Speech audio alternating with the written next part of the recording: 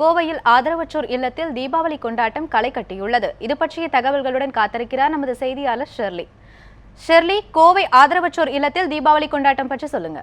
வணக்கம். கோவையில் பார்த்தோம்னா இன்னைக்கு தீபாவளி கொண்டாட்டமாகிறது வெகு சிறப்பாக நடைபெற்று வருது. அதிலும் மிக சிறப்பானது என்னன்னு பார்த்தோம்னா இங்கு இருக்கக்கூடிய உறவினர்களால் கைவிடப்பட்ட முதியோர்களுடன் ஆதரவற்ற குழந்தைகளும் ஒன்றிணைந்து ஒரு அட்டகாசமான தீபாவளியை இன்று இவர்கள் கொண்டாடிட்டு வந்துட்டு இருக்காங்க. குறிப்பாக பார்த்தோம்னா இந்த குழந்தைகள் எல்லாம் இங்கு இருக்கக்கூடிய முதியோர் இல்லத்திற்கு வந்து அவர்களுடன் சேர்ந்து இந்த தீபாவளியை கொண்டாடிட்டு வராங்க. அந்த முதியோர்களுடன் சேர்ந்து அவர்களுடைய பேர குழந்தைகள் போல இந்த குழந்தைகளை குளிப்பாட்டி புத்தாடை அணிவித்து அவர்களுடன் ஒன்றிணைந்து இவர்கள் பட்டாசுகளை வெடித்து மகிழ்ந்து வருகிறார்கள். இதில் பார்த்தோம்னா குழந்தைகளும் ரொம்ப மகிழ்ச்சியா இருக்காங்கன்னே சொல்லலாம். அவங்க உறவுகளோட இணைந்து கொண்டாடுற மாதிரியே இருக்கு. அம்மா, நீங்க எப்படி தீபாவளி கொண்டாடிட்டு இருக்கவா? சூப்பரா கொண்டாடிட்டு இருக்கோம். எங்க இருந்து வந்திருக்கீங்க? யார் கூட கொண்டாடுறீங்க? பாட்டிங்க கூட விளையாடிட்டு இருக்கோம். பார்த்தோம்னா குழந்தைங்க எல்லாமே அவங்க இப்பவும் பகல்லையும் பட்டாசுகளை வெடித்து சிறப்பா கொண்டாடிட்டு இருக்காங்க.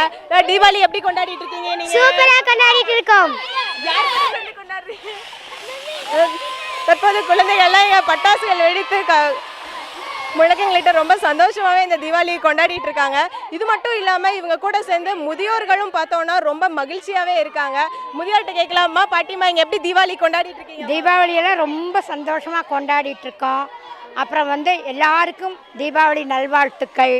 இந்த ஆசிரமத்தில் ரொம்ப நல்லா கவனிக்கிறாங்க. குழந்தைகள்லாம் வந்திருக்கிறது எப்படி இருக்குமா? குழந்தைகளுக்கெல்லாம் ஸ்வீட்ஸு, பட்டாசு, புத்தாடைகள் எல்லாம் கொடுத்து அவங்கெல்லாம் ரொம்ப சந்தோஷமாக இருக்கிறாங்க.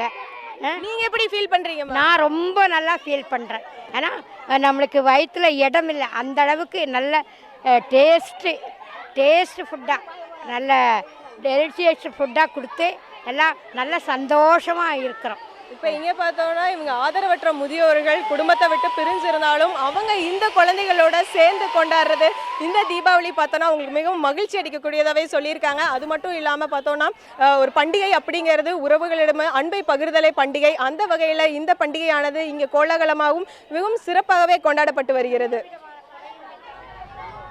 உங்களுடைய கூடுதல் தகவல்களுக்கு நன்றி ஷெர்லி.